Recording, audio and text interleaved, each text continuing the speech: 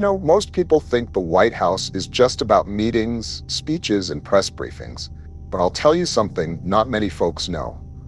There's a part of that house I never liked being in. And by the time I left office, I made sure no one ever used it again. It started during my second term. One evening, after a long day of briefings and national security updates, I was walking back to the residence. It was quiet, unusually quiet. Michelle had gone to visit her mother for a few days, and the girls were away on a school trip, so I was alone. And I'll be honest, that place is a lot bigger and a lot quieter when it's just you walking those halls. Now, the staff had told me there was a maintenance issue down in the sublevels, something about a water leak in one of the old, unused rooms. These were areas even most staff didn't go into. Basement corridors, storage wings, stuff built back in the 1800s that nobody uses anymore. They asked if they could send someone down to check it out. I said sure, of course, thought nothing of it. That night, around 2 a.m., I woke up. Not because of a bad dream or anything, but because I heard a sound. It wasn't loud, more like a soft tapping, like fingers on wood, and it was coming from below. Now, the White House has thick walls. You don't usually hear anything from outside. But this was inside. It sounded like it was coming from somewhere underneath my room. I got up, threw on a robe, and called the Secret Service detail. Told them I heard something. They ran a sweep. Came back 10 minutes later. Nothing. Said the building was secure.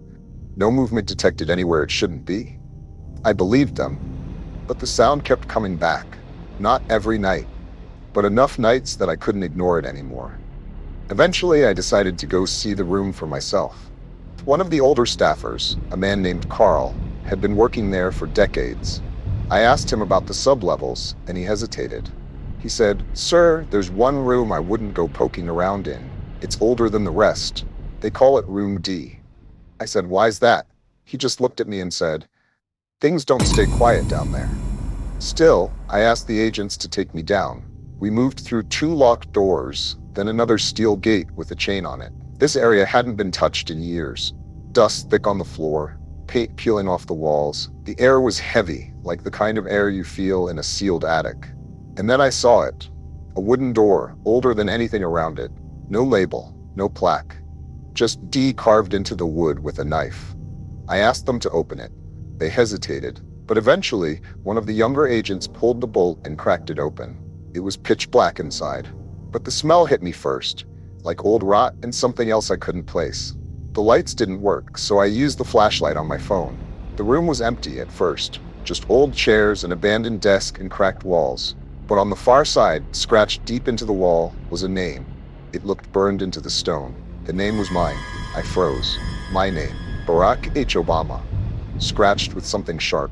And beneath it, a date. The date was next week. I stepped back. My hand was shaking. One of the agents looked at it and said, "Sir, you didn't write that?" I said, "I've never been in this room before in my life." And that night I couldn't sleep. I went back through the security footage. I wanted to see who had been down there. But every file from that area was corrupted. Only static, like someone had erased it, or something didn't want it seen. A few nights later, the sound returned. Only this time, it wasn't just tapping. It was a voice, faint, echoing up through the vents. It said, "You've already been here." I sat in my chair, heart pounding. I didn't move, didn't speak, just listened, because the voice, it sounded just like me. The next day I ordered that room sealed permanently. Concrete poured over the door, cameras disabled. No one goes down there now. Not staff, not security, not even the new presidents. Some places in that house hold more than just history. They hold things that don't want to be remembered. And late at night, when the halls go quiet, sometimes I still wonder, was I the first one to hear that voice, or just the next?